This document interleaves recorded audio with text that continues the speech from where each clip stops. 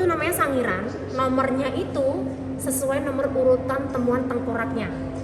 Total temuan tengkorak yang di sangiran ini 80% terbanyak di dunia.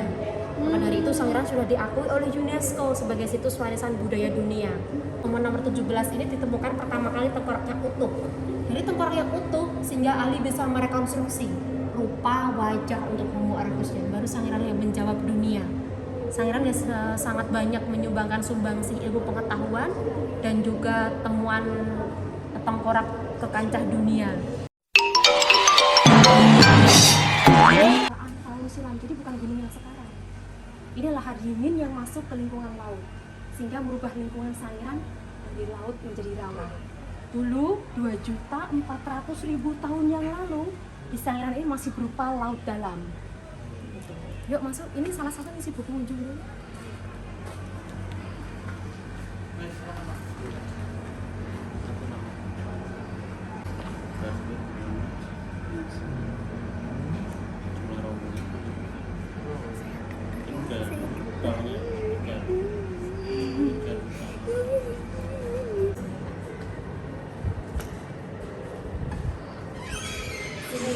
Saya mau nyentuh ini dengan cara diketuk memakai satu jari yang keras, tuk gitu ya. Ini laut, nanti setelah laut rawa, daratan sampai daratan kering, mulai dari sini. Ketuk pakai satu jari. Ya, tuk kukunya gitu. 2.400.000 tahun lalu. Ini dulu lingkungan sangiran masih berupa lautan. Dari dulu itu hidup hewan laut seperti moluska itu kerang laut, penyu dan juga ikan hiu ke rawa. 1.800.000 Ini dari laut berubah menjadi rawa karena ada endapan lahan pengembang berubah. Di lingkungan rawa ini sudah ada hewan seperti buaya, krokodil, dan juga manusia purba paling tua di Jawa. Fungsinya namanya Meganthropus paleojapanicus. Yuk kita ke daratan. Di daratan ada formasi Greenspring. Greenspring ini berasal dari bahasa Jerman, artinya pembatas. Rawa di bawahnya dan daratan di atasnya. Di atas Greenspring ada formasi Kabuk. Lalu juga urutan laut. Di sini lingkungan sangiran sudah menjadi daratan sangat subur, suhu makan sangat banyak. Jadi populasi hewan dan manusia purba paling banyak di masa ini. Tapi manusia purbanya jenisnya Pithecanthropus erectus. Nah di sini lingkungan sangiran menjadi kering dan tandus karena gunung berapi purba ini naik. Aktivitasnya mulai naik, cuaca sangat panas, lingkungan sangat kering. Akhirnya hewannya pindah dan juga manusia purbanya. Menyusuri Sungai Bengawan Solo Purba. Jadi ke wilayah timur, ke Jawa Timur. Tapi Sambung Macan, Ngandau. Ini situs sangiran. Air laut yang terjebak di cekungan sangiran ini luasnya 59,21 km persegi. Ini termasuk persawahan, perkebunan, dan juga rumah warga. Dikelilingi 3 gunung berapi purba. Ada Lawu Purba, Merapi Purba, dan Merbabu Purba. Meletus secara bergantian dan terus-menerus dan tidak terputus. Sehingga merubah lingkungan sangiran dari laut, rawa, daratan, sampai daratan kering. Tapi yang paling banyak melakukan pengendapan dan melakukan strategi pengendapan tanah kemudian terjadi dorongan dari bawah, namanya endogen, terdorong sehingga terbentuklah kubah sangiran atau dom sangiran. Jadi semacam mereka membuat teman kubah sangiran. Karena ada tekanan endogen dan erosi sungai, maka fosil dan di lingkungan laut, rawa itu bisa terkuak, bisa muncul di permukaan. Ini sampai tanah juga. Ini di sini supaya lengkap deh. Di sini paling tua. Di sini umurnya 2,4 juta. 2 juta lebih ini usia tanahnya. Karena di sini pada saat itu lingkungan laut ya. Iya, urut paling bawah dasar sampai yang paling atas. Yang di formasi tanah ini ditemukan fosil penyu, moluska atau kerang laut dan juga gigi ikan hiu. Termasuk megalodon juga ditemukan di sangiran, tapi sangat sedikit deh. Kemudian ini masih tertempel moluska dan juga gastropodanya. Di sini berubah menjadi rawa. Dari laut berubah menjadi rawa. Di sini ada beberapa endapan. Ini plankton yang mengendap bercampur abu vulkanik. Nama diatomi. Plankton tahu deh. Makanan ikan. Hewan-hewan kecil. SpongeBob. Iya. Yang hijau itu. Matanya tuh. Dan di sini berubah menjadi daratan. Ini Grand Bank, pembatas karena berubah lingkungan Sangiran menjadi daratan sepenuhnya. Grand Bank ini. Di atas Grand Bank ada formasi kabut. Di sini lingkungan Sangiran sudah menjadi daratan sangat subur. Ini sudah menjadi batu, Dek. Ini mastodon, ini stegodon, itu elepas. Gajahnya punya nama. Stegodon ini yang sama dengan satu periode dengan mamut yang ini, Dek. Kali kan mamut di luar negeri, setara dengan stegodon. Jadi gadingnya itu seperti ini. Panjangnya sekitar 5 meter, tingginya sekitar 7 meter. Ini stegodon. Ini fosil gigi, ini fosil kepalanya. Kepala stegodon, bagian bawah. Ini fosil kaki. Kakinya Kakinya sekaki Aisyah seberapa? Tahu nggak jarinya? Ini ada jarinya. Tuh jarinya tuh. Jarinya, jari gajah. Bandingin sama jari kamu. Jadinya setangan ayam. Dulu ada cerita rakyat Balung Buto karena masyarakat itu tidak tahu, belum terlalu pintar tentang fosil kan. Melihat fosil yang ukurannya segini, dikiranya ini tulangnya buto atau balung buto itu tulangnya raksasa. Tapi setelah datang peneliti, kemudian diberitahu ini adalah fosil gajah stegodon. Ini ada 2 jenis fosil buaya. Yang ini Crocodylus. Ini predator karena makanannya hewan-hewan yang bertanduk seperti banteng, kerbau, rusa. Dari fosil kepala yang ini bisa direkonstruksi. Karena yang ditemukannya dulu itu adalah cangkangnya ini, tapi hanya fragmen atau serpihan. Tapi dari sebuah serpihan, Ali bisa merekonstruksi, diperkirakan ukurannya sebesar ini. Kerbau itu tanduknya menyamping deh. Kalau banteng itu tanduknya melengkung ke depan. Tapi ini umur fosilnya 300.000 tahun yang lalu. Hah? Fosilnya sudah menjadi batu. Beneran udah jadi batu. Tulangnya ini deh. Korak. Ya, tulangnya. Ini asli. Ingin foto dulu nggak? Yang bertanduk. Nah, di sini ada fosil kepala harimau. Itu fosil gigi taringnya. Ini fosil kaki harimau. Iya, karena ini masih harimau. Karena masih satu. Ini fosil kepala badak. Ini rahang bawahnya. Itu ini kepalanya. Ini rahang bawahnya. Karena yang ditemukan baru tengkoraknya di kepalanya. Tidak utuh. Yang ini fosil kepala babi atau cewek. Yang ini kayu, batang kayu.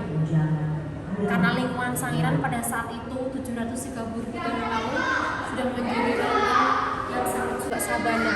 Sabana itu padang rumput yang meluas, jadi seperti di Afrika. Karena faktor makanan inilah banyak hewan ini bermigrasi ke Sangiran dan juga Homo erectusnya. Mereka berburu fauna-fauna ini. Lebih dari 1 juta lebih Homo erectus dan hewan ini menetap di Sangiran. Diperkirakan sudah berkembang biak berapa saja. Mari kita, jadi yang ditemukan tengkoraknya ini deh. Dari temuan tengkoraknya sehingga ahli itu bisa membuat gambaran untuk patung dan kehidupannya. Padahal ditemukan tengkoraknya. Ini Homo sapiens. Kita sama seperti kita dengan kapasitas otak 1400 cc, kalau kita 1500 cc. Aisyah bisa nyentuh yang, oh ini sudah ada tes 17. Kalau Aisyah ingin tahu, setiap titik itu ada informasinya deh. Kalau kamu ketuk pas di titiknya, nanti fotonya akan berpindah di yang kamu ketuk. Sudah sekolah?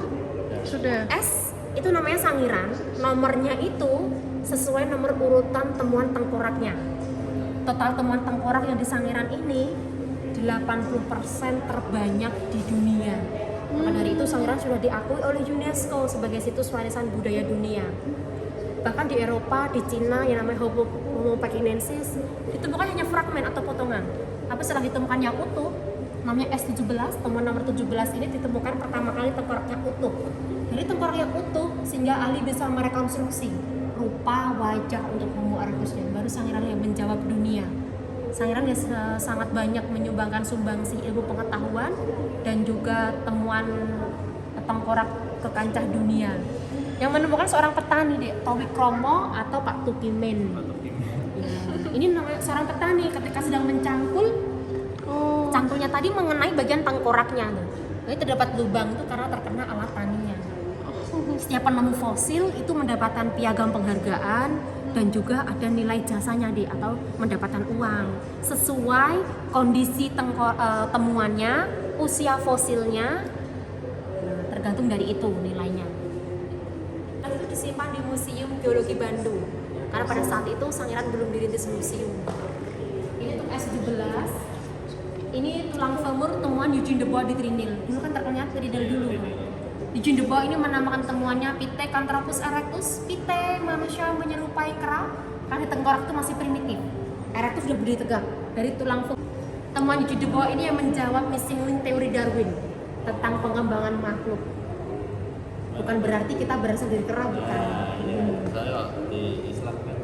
Ya memang. Jadi ini yang menjawab missing link teori Darwin karena Darwin tidak mengatakan kalau manusia itu berasal dari kera, tidak. Bahkan di bukunya pun tidak dituliskan. Kalau manusia itu evolusi dari kera, sekarang tidak ada kera, karena sudah berevolusi. Yang menyamakan kita di family, kita masih satu family. Yang membedakan kita dengan kera itu di spesies. Kita spesies yang berbeda. Karena kera tidak mempunyai ciri manusia. Homo erectus itu dibagi menjadi 3 tipe. Ini tipe arkaik, tipe yang kekar. Karena ini masih banyak memakan tubuhan dan biji. Volume otaknya pun masih 870 cc, tulang alisnya masih terlalu menonjol. Ini fosil temuannya seperti Meganthropus, Pithecanthropus robutus, Pithecanthropus mojokertensis di Mojokerto. Jadi ini spesies paling tua. Kemudian ini evolusinya tipe tipik atau klasik, kapasitas otaknya 1000 cc, tulang alisnya tidak terlalu menonjol dibandingkan tipe arkaik. Ini sudah banyak dominan berburu, sehingga karena ini harus dari morfologi gigi yang ditemukan itu terlalu miring, karena harus mengunyah daging itu lebih kuat sehingga otot-otot yang di wajah ini tertarik. Dari morfologi gigi itu bisa diketahui bahwa lingkungan pada saat itu dan mereka makanan mereka apa. Usia yang ditemukan itu belum terlalu aus, dari tingkat keausan gigi itu bisa diketahui usianya. Dan juga dari atap tengkorak. Biasanya untuk lansia 60-70 tahun itu halus, tapi ini masih ada garisnya. Berarti dewasa dan juga belum lansia. Jadi sekitar 35-40 tahun. Ini tipe paling maju. Tapi yang ini tidak ditemukan di Sangiran. Karena aktivitas gunung mulai naik tadi, cuaca sangat panas, yang ini sudah total meninggalkan Sangiran. Ya. Jadi ke wilayah timur.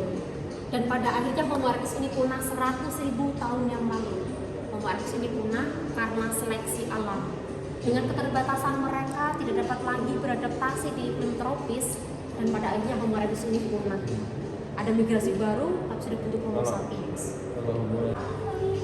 Ini replika kok, karena ini ditemukannya lengkap dengan kerangkanya.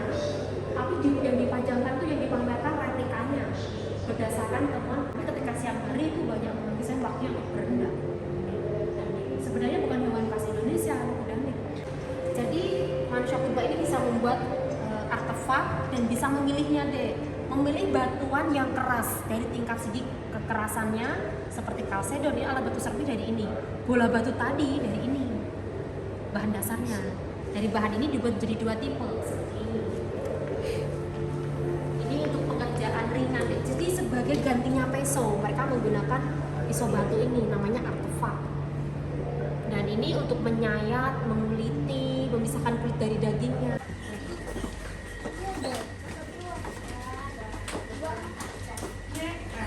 Dan berbeda. Ini proses terjadinya awal semesta. Ini proses terjadinya bintang, bumi, planet,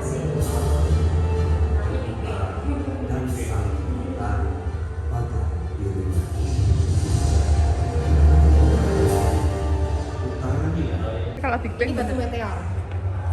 Ini wah, asli. meteor sih. Meteor. Wah. Iya. Kecil. Wow, that's cool. Batuan bongkahan dari luar angkasa karena terus atmosfernya. Kalau melewati itu, Dek, pecah karena panas. Jadinya kecil, makanya warnanya juga hitam pekat.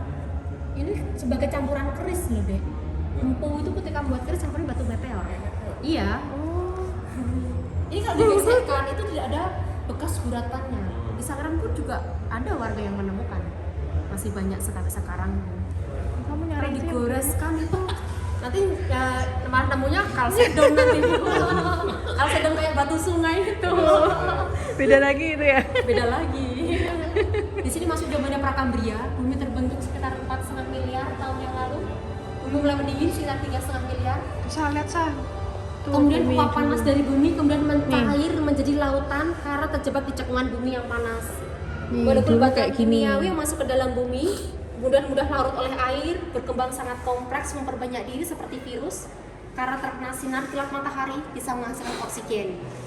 Baru masuk masa Paleozoikum. Di sini keadaan bumi masih lautan saja, sekitar 570 juta tahun yang lalu. Ini masih benua biru deh. Bumi itu isinya masih lautan saja, belum ada daratan. Tuh hewan-hewannya tuh ya. Dari mikroorganisme bersel tunggal seperti virus dan bakteri, kemudian berevolusi menjadi trilobit. Kecil dah. Ya, itu trilobit. Bekasnya. Seiring benua Pangea dikelilingi oleh hutan-hutan karena pasang surut muka air laut sehingga merendam hutan-hutan Pantalasa ini yang sekarang menjadi batu bara dan gambut.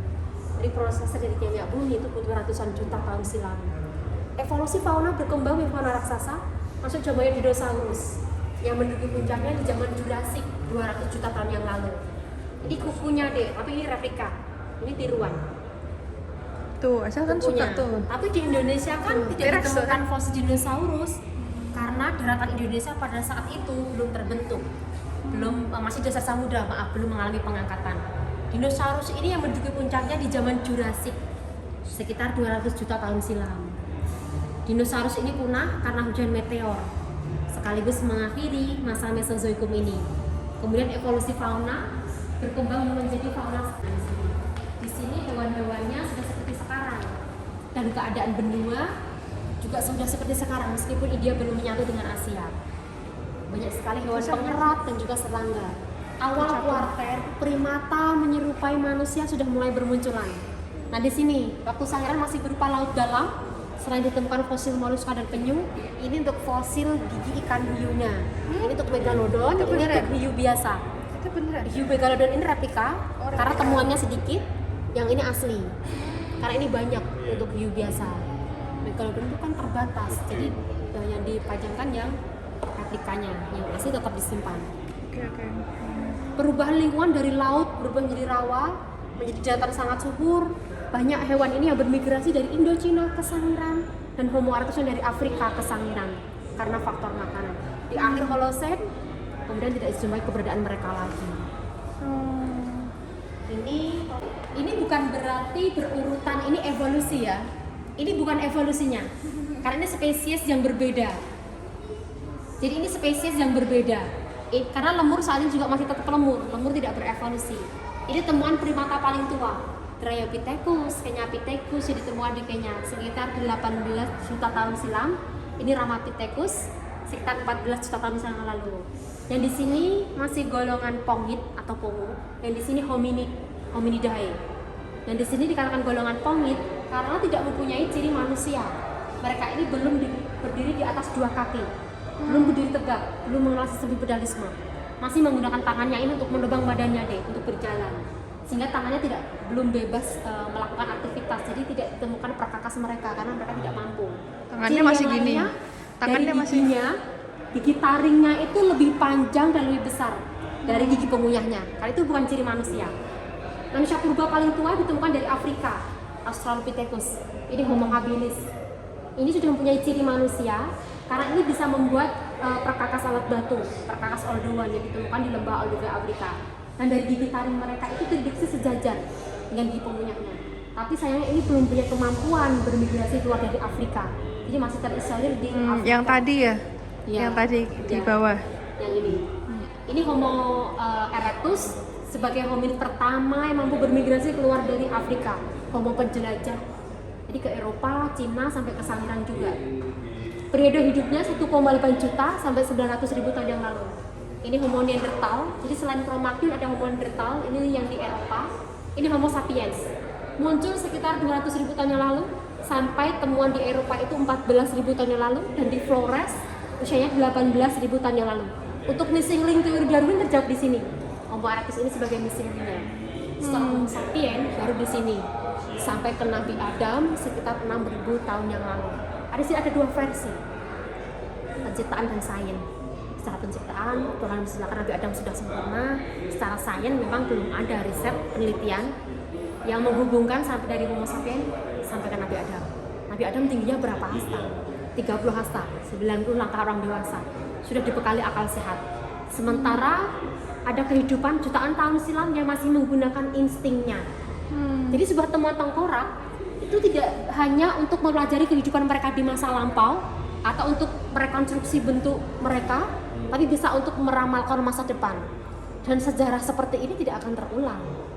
Sejarah evolusi adalah muncul, berkembang, dan punahnya suatu spesies. Dinosaurus pernah muncul, berkembang juga punah. Spesies primata pernah muncul, berkembang juga punah. Spesies hominidae muncul, berkembang sampai sini. Kemudian diciptakan Nabi Adam, berkembang, masih punah manusia. Sekarang tergantung sama kita. Ada dua pilihan, kita menjadi pencipta atau kita menjadi pemusnah. Pencipta menciptakan teknologi yang canggih, yang terbaru, atau pemusnah yang perang antar sesama. Jadi kera ya kera, manusia ya manusia. Wow, Ini cute. tentang Charles Darwin yang berlayar memakai kapal Beagle. Awalnya siapa yang bersihin nanti? Yang pasti nanti diambil sama pengunjungnya. Kalau ini kasih yang beneran, ya enggak? Meskipun ada CCTV-nya. Di luar tuh sebenarnya dulu ada burung merak deh. Tapi karena ini dikasihkan ke habitatnya, jadi di ke kebun binatang bisa bermigrasi.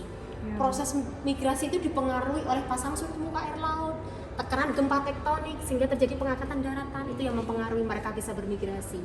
Kemudian di Sangiran ini punah 100.000 tahun yang lalu. Ada migrasi baru tapi sudah bentuk Homo sapien yang biru. Kakak otaknya sudah besar, jadi jangkauannya melebihi Homo erectus. Maka kupsi gua-gua di dunia. Tapi Homo wajakensis yang ditemukan di Gua Wajak Tulung ini tidak ada, maksudnya itu tidak migrasi murni dari Afrika, tapi wajakensis itu campuran antara Mongoloid dan juga Australoid. Karena ini masih satu daratan kan. Di sini ada paparan Sahul, maaf Sunda, di sini ada paparan Sahul. Ini masih satu daratan. COD di situ. Iya, COD di sini. Ini. Awalnya ini seorang dokter dia juga nih, dokter muda nih, dokter umum tapi karena tertarik missing link teori Darwin itu belum terjawab. Beliau ini masih penasaran, kemudian melakukan penelitian karena itu waktu penjajahan hutan-hutan seperti Sumatera, Kalimantan, tapi setahun di hutan-hutan tersebut tidak membuahkan hasil yang maksimal. Tersiar kabar temuan oleh P.J. van Schooten yang menemukan Homo wajakensis di Gua Wajak. Kapsul otaknya udah besar. Kemudian beliau ini pindah ke ranah Jawa, menyusuri Sungai Bengawan Solo Purba, dan di tepatnya di Kedung Brebes Trinil, itu adalah lembahnya Sungai Bengawan Solo Purba. Kemudian beliau ini menemukan bintang Anthropus erectus. Terjawablah missing link teori Darwin setelah Darwin itu wafat 10 tahun belum banyak kan yang juga. Rusa sudah ada sih di lingkungan rawa juga. Kan tidak dominan rawa-rawa semuanya, juga ada daratannya. Ini posisinya dikucurkan dan disedekapkan. Tadi sudah mengenal tabur bunga.